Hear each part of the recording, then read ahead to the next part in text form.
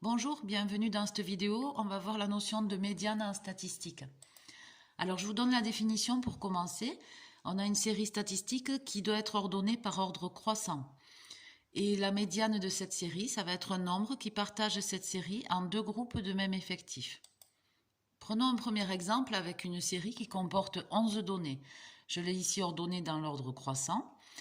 Et je vais la couper en deux. Donc 11 données, 11 divisé par 2, ça fait 5,5. Je vais donc avoir 5 valeurs à gauche de ma médiane et 5 valeurs à droite de ma médiane. La médiane va correspondre ici à la sixième valeur de la série, qui vaut 17. C'est-à-dire qu'on a bien deux groupes de même effectif. Un groupe de 5 valeurs qui sont inférieures ou égales à la médiane et un groupe de 5 valeurs qui sont supérieures ou égales à la médiane. Prenons un second exemple avec 8 données.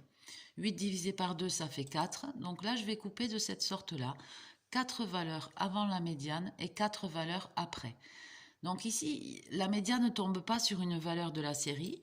C'est un nombre qui est entre 15 et 17. Pour le calculer, je vais prendre la valeur qui est juste avant, 15, la valeur qui est juste après, 17, et je fais la moyenne des deux. Donc 15 plus 17 divisé par 2. Ça donne 16. Donc ici, ma médiane vaut 16. Cela signifie qu'il y a autant de valeurs dans cette série qui sont inférieures ou égales à 16 que de valeurs qui sont supérieures ou égales à 16. Prenons un troisième exemple avec 7 données. 7 divisé par 2, ça fait 3,5. Donc je vais couper de cette sorte-là 3 valeurs avant la médiane et 3 valeurs après. Ici, la médiane tombe sur une valeur de la série qui est 15. Donc la médiane vaut 15. Donc je vous redis, attention, il faut que la série soit ordonnée dans l'ordre croissant. Si ce n'était pas le cas, par exemple comme ici, j'ai pas rangé la série dans l'ordre croissant. Si je partage en deux et que je dis que la médiane vaut 16, ça voudrait dire qu'il y a autant de valeurs qui sont inférieures ou égales à 16 que de valeurs qui lui sont supérieures ou égales. Or, ce n'est pas le cas ici. Ici, il n'y a que deux valeurs supérieures ou égales à 16 et quatre valeurs qui sont inférieures ou égales à 16, puisque ce 11-là s'est glissé de ce côté-ci.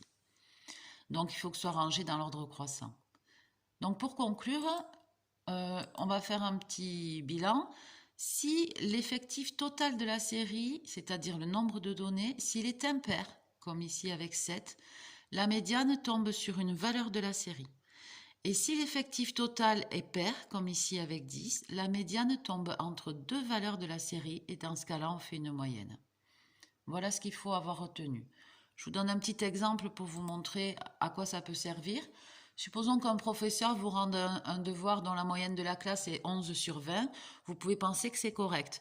Mais si le professeur précise aussi que la médiane est à 8, ça signifie que la moitié des notes sont inférieures ou égales à 8 et l'autre moitié supérieure ou égale à 8. Ça change un peu l'idée que l'on avait des notes de la classe en regardant juste la moyenne. Voilà, je vous remercie d'avoir suivi. À bientôt.